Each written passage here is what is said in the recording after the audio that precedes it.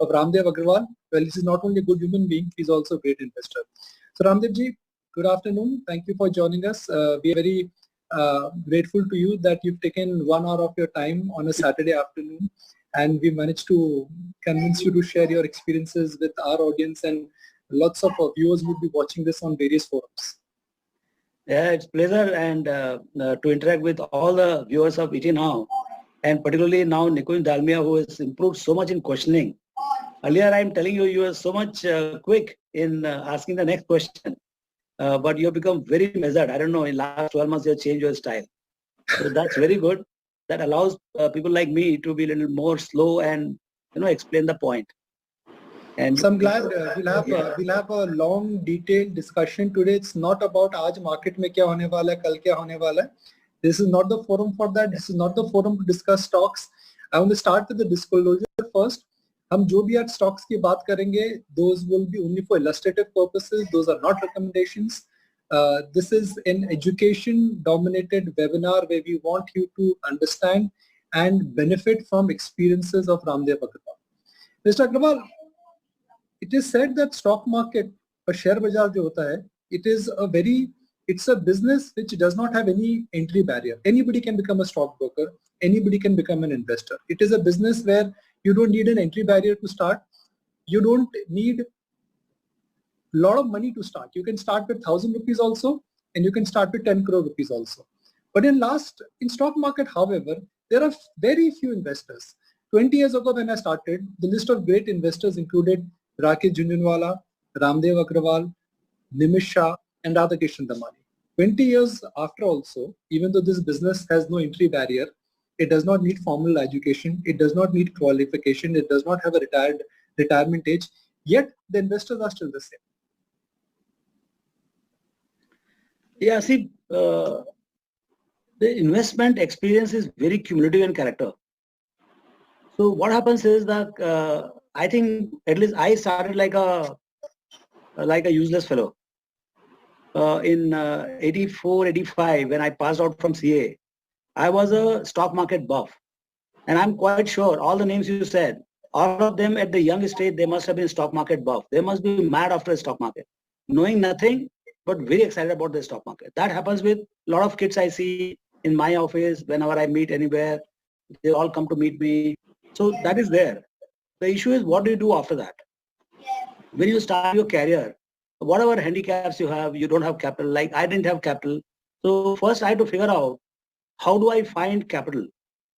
That is the biggest problem, because 0 multiplied by anything is 0.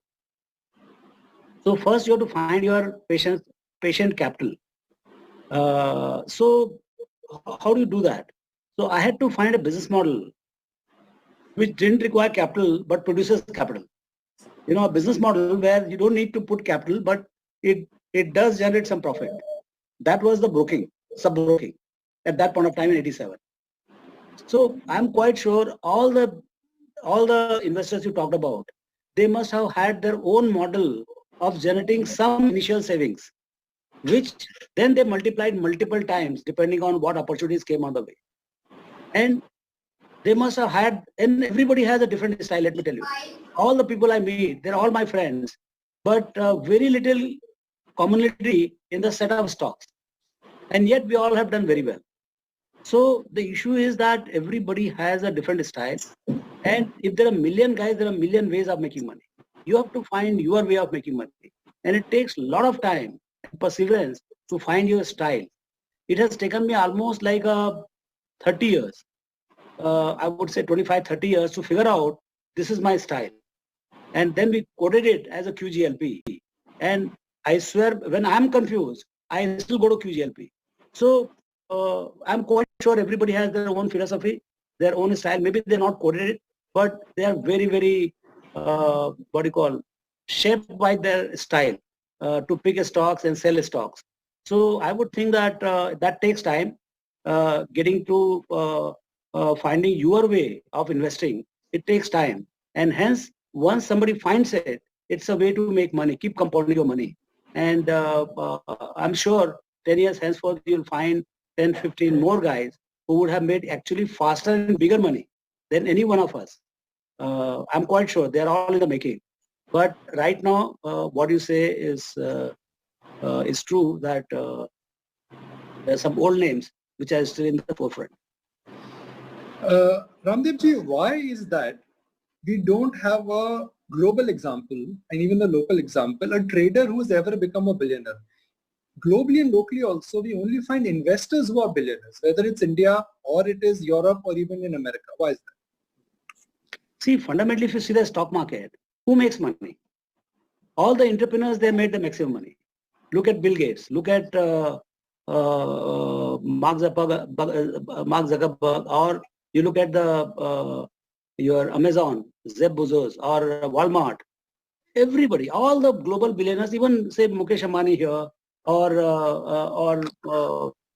Tata's, builders, the entrepreneurs, they made the maximum money in the stock market. Why? See, there is only one exception in this list. That is Warren Buffett, who started with nothing, and in one lifetime, he has made $500 billion in Berkshire Hathaway. So, but that's more of an exception than rule. Okay, so it is very difficult to imitate him. You can learn from him, but his journey to be repeated, it's like a 10 sigma event. So you're not going to find many Buffetts in any part of the world. Because what happens is, see, it's a multiple probabilities. Like you sow the seed at one end, and then every year there is a challenge to that particular outcome, and every outcome has to be positive. So it's like a toss of a coin.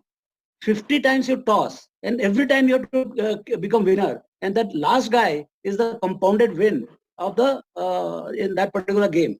So what happens is, there are millions of businesses which are born, and 99.9% businesses, they die out, or they remain very small in the process anywhere in the world. Only the few successful ones, they become Microsoft. For one Microsoft, there must be millions of other startups in the same field which nobody knows about. But the one who is successful, we talk about them. We read their story about them. We read their biographies. They become the world's richest guy. But nobody talks about the million guys who didn't make it. Okay, so what it takes to make money, it's a compounding machine. Year after year, where exactly you keep making money, and don't break down. So that happens in successful businesses. A great business run by great management over a period of time keeps compounding the money. And we, as an outsider, sometimes we understand that machine, that this machine has a chance to become big. And then we buy 1 or 2% at reasonable price. We can never get at the promoter's price. And then what happens is, the promoter is stuck with the company for the next 30 years. We are not committed to stay for 30 years. In 1 year, 2 years, 1 quarter, 4 years, 5 years, we make money sometimes, we lose money sometimes, and we get off the track. And then the entrepreneur goes down all the way, 70, 80%, 90%, and comes back. Like I believe Amazon has seen a price correction of 70% 3 times. But Bezos has not sold. Millions of guys have sold out. So the guys who sold out, they're not making money. But Bezos stayed with his whatever 50, 60% this thing holding, and he's the trillionaire now. So this is the mathematics of difficulty of making money in the stock market, and also the pleasure of making money in the stock market. We are debating this, Raamdeo ji, that is predicting stock market more like a weather. थोड़े दिन पहले बॉम्बे में cyclone आया था.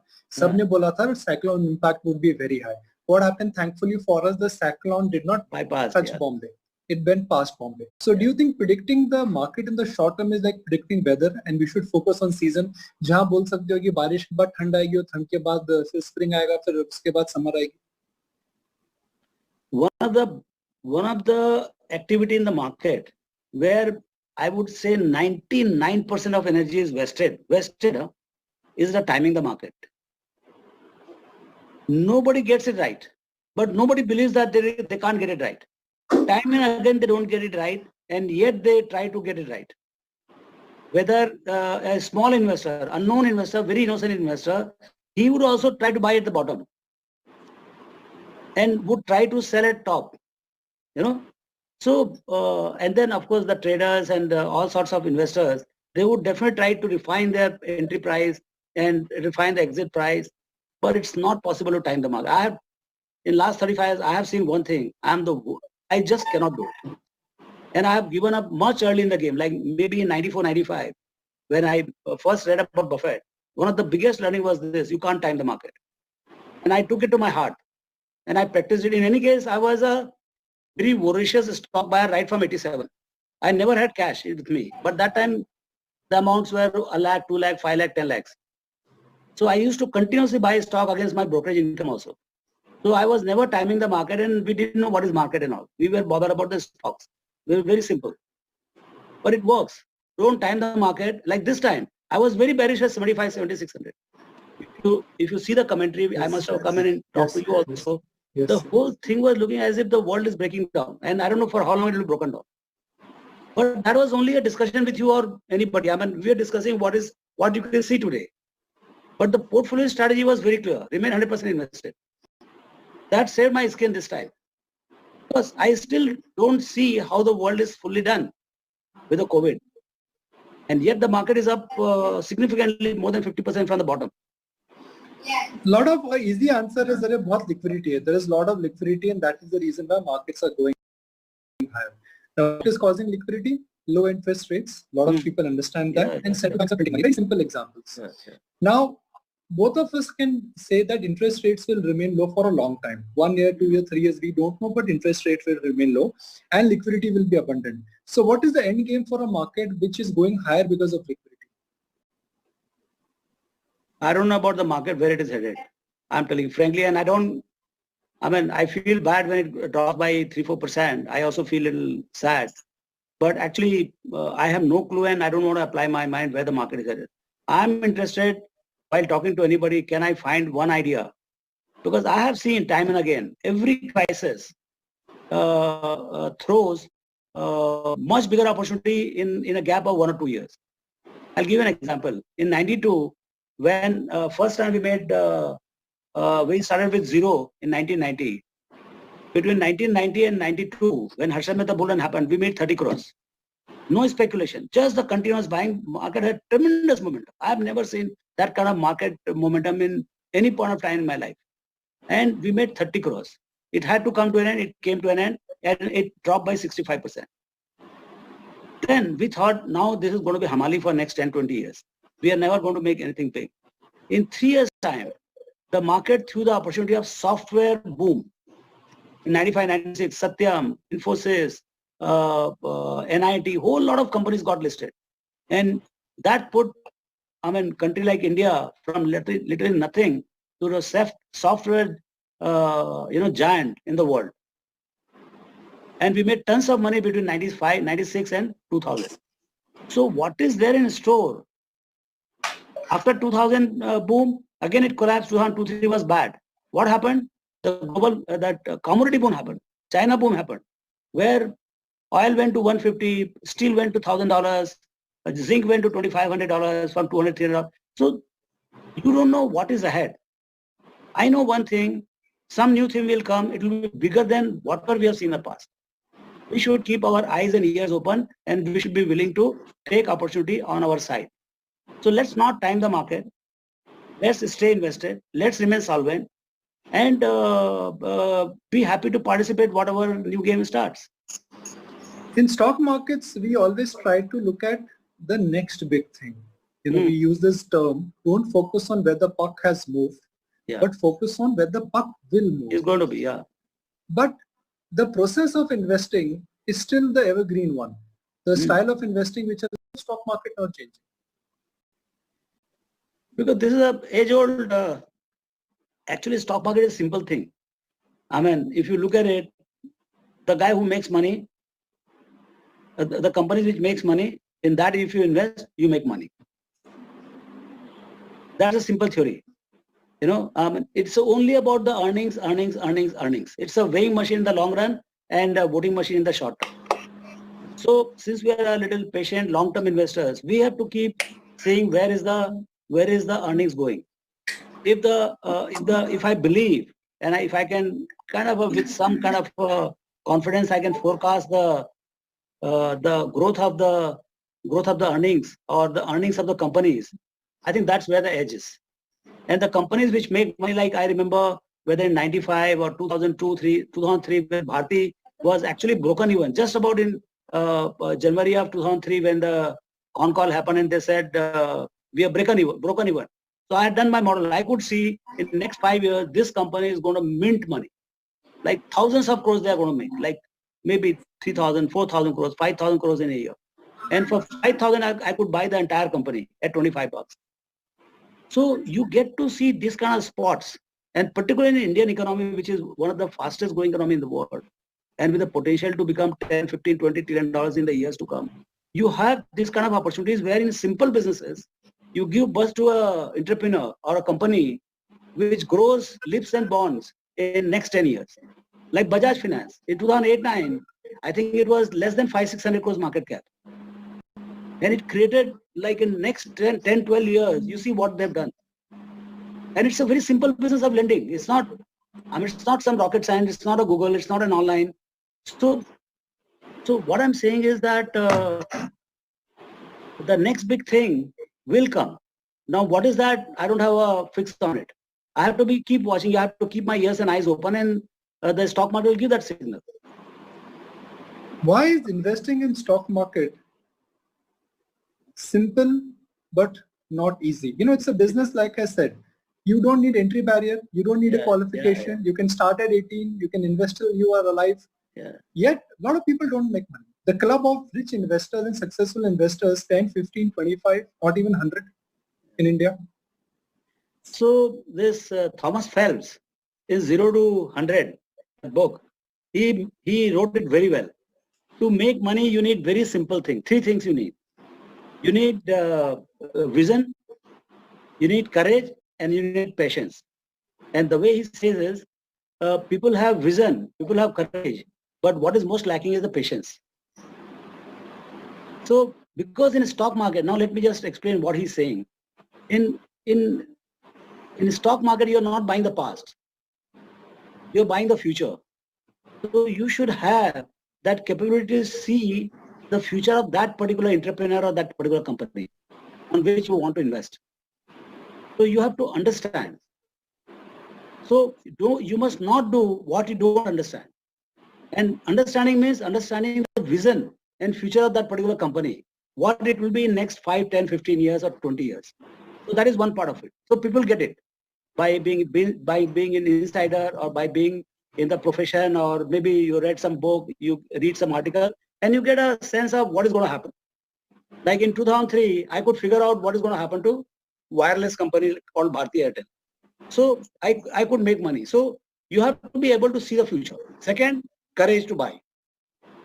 Every single guy stopped me from buying it. They pulled my hand. I mean, they all well wishers. They said, Raamdeo, this company is too capital intensive and it is not for you. Okay, so you have to have courage to buy. Then third is the patience. I think that is the most difficult part. People do have vision, people have courage, they buy small lot or big lot, and after it doubles or triples or makes 50%, they run away from there. But the journey of the companies, successful companies, can be 500x to 1,000x, 5,000x. So people don't sit long enough with the winners. And the entrepreneur is the only guy, whether he's a winner or loser, he sits through. So the guy who, the winner entrepreneur is being worshipped later on. Even the losing entrepreneur is also sitting there, but nobody talks about them. So, you need to have, vision, courage, and patience. And patience is the most important part of it. Because in compounding, one is the rate of making money. Second is how long you are there. So let me just give you power of compounding here. In making money, the most important thing is power of compounding. When you do at 25%, you double every 3 years. In 10 years, it goes 10x. In 20 years, it goes 100x. In 30 years, it goes 1000x. Now, in 10 years, 10x, and 30 years is 1000x. So tripling of the time is not tripling of the return. It is a 100x of the return. Yeah. That compounding, if you get one right, you are done. And provided that company has that kind of a prosperous life cycle, like Lever, Colgate, Nestle. I mean, these companies have been prosperous. I mean, they have been filling the coffers of the shareholders for last 20, 30, 40 years with a slower, sometimes faster. But people have become rich. I mean, even Reliance. So what is important is longevity of the company and hence longevity of the money to be made by the shareholders. In India, some of the best companies are also run by professionals. HDFC Bank, ICICI Bank, Infosys was founded by promoters, but currently is run by professionals. Even a lot of Tata companies. Yeah. So how do you go on judging a professional company? Because like you say, focus on the entrepreneur. But the challenge with the professionally run good businesses is that professional managers, they keep on changing. Some of them get ESOPs, some of them don't get ESOPs. They may not have that much of skin, will, or even commitment to the business. So should one avoid investing in professional businesses? No. See, you have to look at where the magic is happening. I start from the magic. When I see again here, one of the things is that every company, whichever is successful, it makes money higher than cost of capital. And when the company is made significantly higher than cost of capital, means the jadoo or magic has started happening. Because businesses are nothing but capital input output machine, whether it is cement, steel, zinc, online business or soap or FMC, whatever you might call the business name. But fundamentally, it is capital input output machine for me. And the moment companies start making 20-25% return on equity or ROC, it starts getting my attention. We are willing to talk to the management. We'll call up ourselves, we'll visit them, and we'll check around. So what he is doing is so extraordinary. Then ratio analysis and whole lot of things come. So I'm not so much concerned about to start with the management. First thing is whether there is a magic or not, and how long this magic can go on, and how big the magic can become. Okay, so that is one aspect of it. That is basically judging the business. Second is the management then. Who is that management? Where there is a stability in the management, whether there is a passion, whether there is a competence, and whether there is energy.